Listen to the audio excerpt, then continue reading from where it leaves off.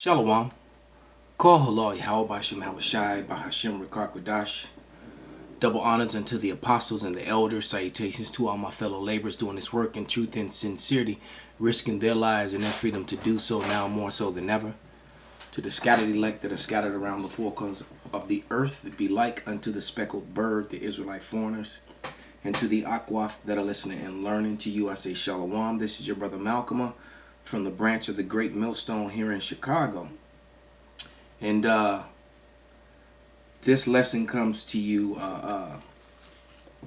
the inspiration was from a video that I watched earlier. Some of my fellow laborers here in Chicago, brothers in my camp from GMS News, New Dawn. And the video was called The End of Unrighteousness. Salakia. The end of unrighteous decrees is at hand, and it is. And it was a great video, and the brother said some things in it that that put the spirit on me to use this video now that I actually have been sitting on waiting to do a lesson on for edification, because that's what I do when I come across videos that have pertinent information that can be related to what's going on and bringing out the scriptures. I put them in my watch later, and then I go back and and sometimes I just inspiration from other brothers, the apostles, the elders, or other brothers can drive me to go back to them and use them, and that's pretty much what happened here. But it says that the name of this video is "Working Woman Testifies About Reality of Poverty in the U.S." All right, now this. Okay, so first of all, what she does is she just gives you the truth. She can't testify because she does not have testicles. All right, right, because that's where that word testify goes back to testy, which goes back to testicles. It was funny when I was growing up, and it probably happened in some other major cities too. But often when guys would swear on something to tell the truth, when I was a kid, they would grab their nuts. They would hold on to their, and they would say things and, and hold their stuff when they did it. That's where that whole testifying really comes from. All right, that's just a little tidbit of information that I learned when I came into this truth, because I wasn't aware of that. But when you look into the history of it, you'll find out that it's absolutely right. But what's going on in this video is that Esau, Edom, the wisdom is gone from out of Teman. There's no more wisdom in Teman. Matter of fact, let's get that. Let's find that. That wasn't in my group of scriptures that I had prepared for this lesson, but we'll get it anyway.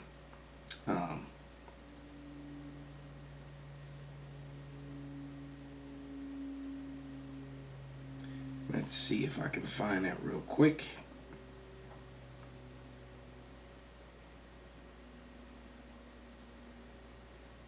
Yeah, this is Jeremiah 49:7. Concerning Edom, thus saith Yahweh of hosts, is wisdom no more in Teman? Is counsel perished from the prudent? Is their wisdom vanished? And it basically is mocking them, because it is. Because what the lie IQ has proved to have failed, all right? These people are not fit to control money, fit to control food, fit to control water, air, medicine, people, or anything. And as we get further and further into this planned, not well thought out crisis, it's showing itself. All right, and this is also Edom, as a group of people, are starting to live collectively as Jake has all along, and Edom's not handling it well at all. So let's let this video play, and then I'm gonna stop it and bring in some scripture and commentary, or I'm just gonna let it go. It's only like 4 minutes 27 seconds, and it's pretty condemning, because what she's really telling you is how inadequate Esau, Edom, the so-called white man, is to rule, because these are his policies that has created this. That's why they love to, every time they're exposed, they have a story that will come out putting a brown face, a black or brown face, so-called, in the media to make that the problem, when that's not the problem at all. She's going to explain you the problem and so-called black or brown people are not responsible for these policies and these decrees at all. Hi, it's Stacey Abrams. There is a Okay, huge Stacey, I really fundraising need you to deadline get coming off the up screen for right Senate now. There we go. Shame on you, and shame on me, and shame on each and every one of us who haven't rattled the windows of these buildings with cries of outrage at a government that thinks their office furniture is worthy of $40,000 a year and families and children aren't. Today I'm here to help you better understand poverty, because poverty is my lived experience. And I'm also here to acknowledge the biased beliefs that poor people are lazy and the poverty is their fault. But how do I make you understand things like working full-time for $10 an hour is only about $19,000 a year, even though it's well above the federal minimum wage of $7.25 an hour? I want to tell you about a single mom I met who was working at a gas station. She was promoted to manager, and within 30 days, she had to report her new income to DHHR. Within 60 days, her rent bumped from $475 to $950 a month. She lost her SNAP benefits and her family's health insurance. So she did what poor people are forced to do all the time. She resigned her promotion and went back to working part-time just so she and her family could survive. I can tell you about being above the poverty guideline, nursing my gallbladder with essential oils and prayer, chewing on cloves and eating ibuprofen like they're Tic Tacs. Wow. Yeah, because they can't afford health care. All right? These are the sort of things that Jacob has been going through all along while Esau was living really good. All right, let me grab a quick scripture. Because what's important to Teman is the bottom line.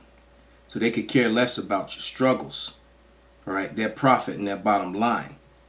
So that's why you'll have, one person making, that works for a company that their salary is by itself is more than half of the company's damn gross, so it seems, or their salary could pay the salaries of 30 or 40 individuals, that are subordinates under them.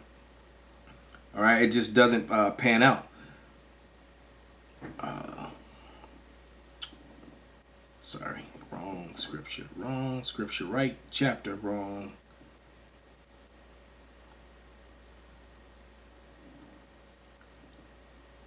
Here we go.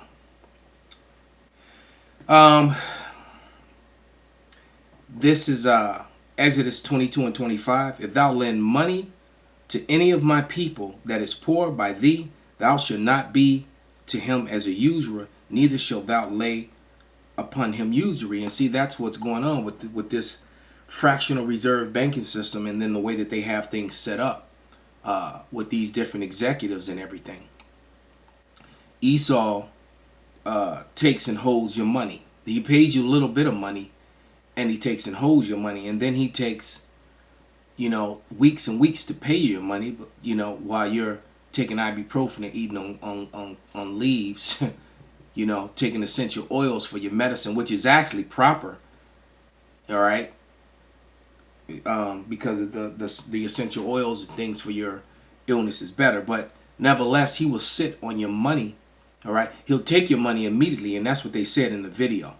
All right, he'll take your money within seconds, but then he'll take weeks to pay you. All right, and then add interest and taxation in his favor against you, and that is an unrighteous decree. All right, let me grab another quick scripture, and the reason they have this behavior is because this is Deuteronomy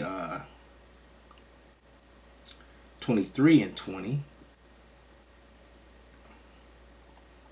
And it reads, unto a stranger thou mayest lend upon usury, but unto thy brother thou shalt not lend upon usury. That Yahweh thy power may bless thee in all that thou settest thy hand to, and in the land whither thou goest to possess it. So, since the 1948ers have possessed the land of Israel and fulfilled the prophecy of Ezekiel 36 and 5, they're perpetrating the fraud as if they're the people, so they're using usury against everyone. All right? But they're doing that fraudulently. Why? Because the scriptures and the history and the relics and the prophecies tell you that they're not the people. Revelation 2 and 9. I know thou works in tribulation and poverty, but thou art rich. And I know the blasphemy of them which say they are Jews and are not, but are the synagogue of Satan. All right, and they push and use usury to make themselves wealthy and to and keep the people in the poorhouse.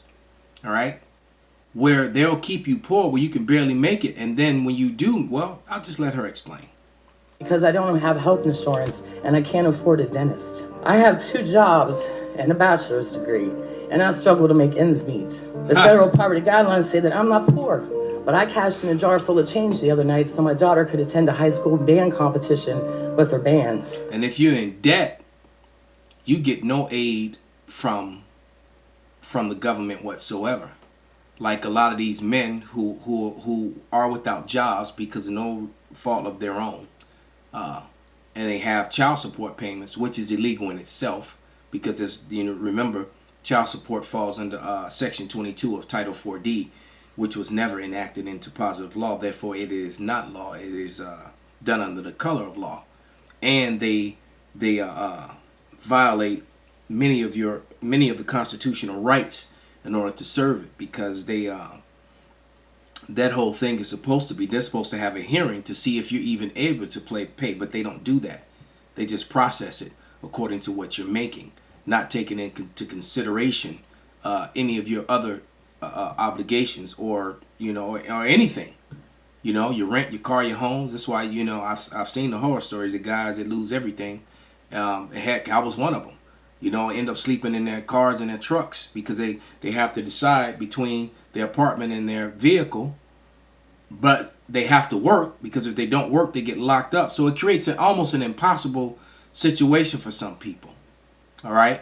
So nevertheless, it just goes to show you there's no wisdom in teaming, because why would you do that to a workforce, especially for someone you're expecting to want payments from?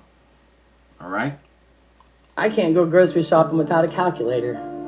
I had to decide which bills not to pay to be here in this room today. Believe me, I pulled myself up by the bootstraps so many damn times that I've... And it sounds like there's no man in her life either, because I'm sure when she was young and thinner before she gained all that weight, she probably got rid of him.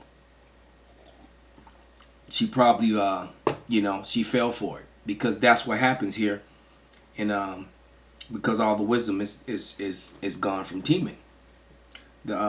They destroy families is another thing that happens here in the West.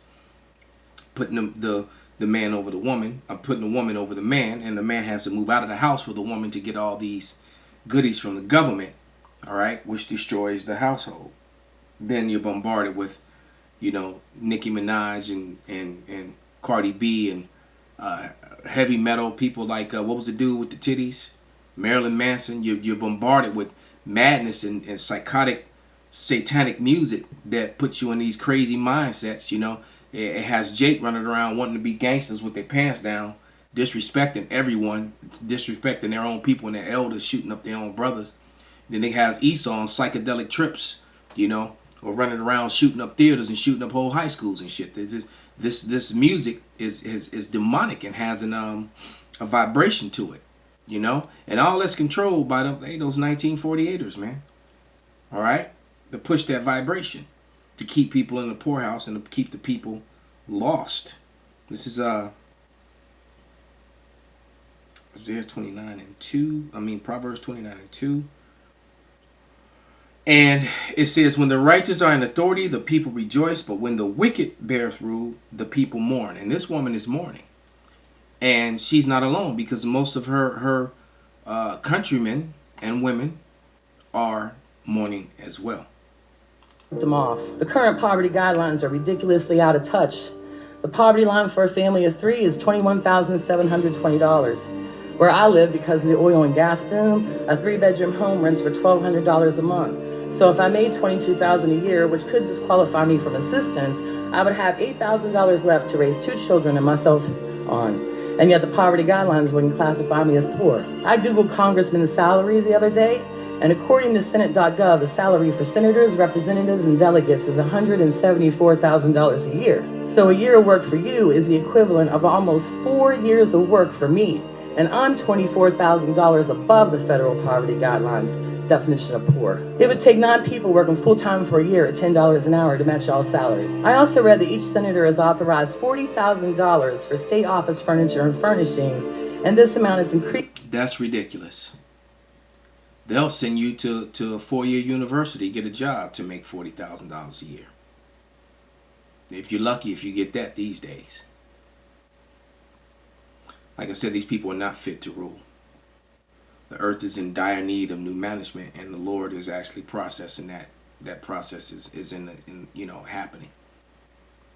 Each year to reflect inflation. That $40,000 a year for furniture is $360 more than the federal poverty guidelines for a family of 7. And yet here I am, begging you on behalf of the 15 million children living in poverty in the United States, on behalf of the 1 in 3 kids under the age of 5, and nearly 100,000 children in my state of West Virginia living in poverty, to not change anything about these federal poverty guidelines until you can make them relevant and reflect what poverty really looks like today. You have a $40,000 furniture allotment. West Virginia has a median income of $43,000 and some change.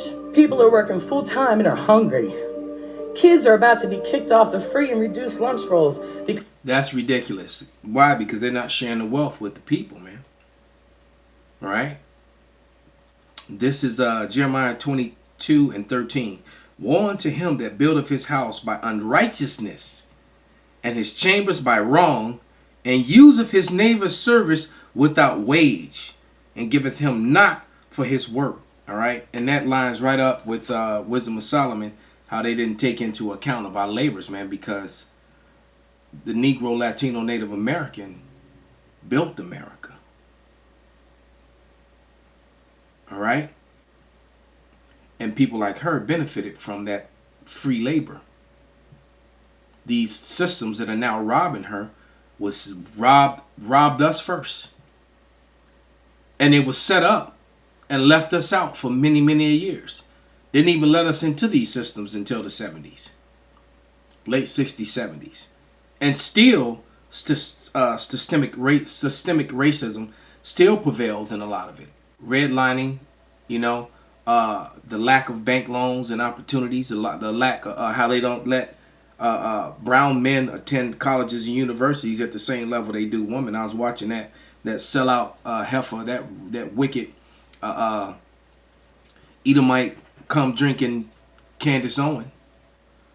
All right, bragging about what she's done. All right, hey, you've laid down and opened your quiver to all them Edomite arrows, man, and drank all the waters out of their fountains. That's the bottom line, and you hate your own.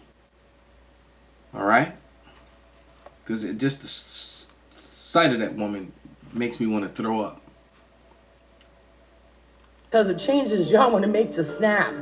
Even though 62% of West Virginia SNAP recipients are families with children. The very same children who cannot take a part-time job because their parents will die without insurance. People are working full-time in this country. So you got a child in your house that's underage, but can't take a part-time job because that will put your household income too high, and now, you can't. The government will deny you certain benefits and ruin your household. This is utter madness. Utter madness. For very little money. They're not poor enough to get help. They don't make enough to get by. They're working while they're rationing their insulin, and they're skipping their meds because they can't afford food and health care at the same time. So shame on you. Shame on you, and shame on me, and shame on each and every one of us. And the reason why so many people are on meds, because look at her. It's all that pork and sugar and bread and that horrible diet, the water. Ain't no reason on Yahweh's green earth that a woman should look like that. All right?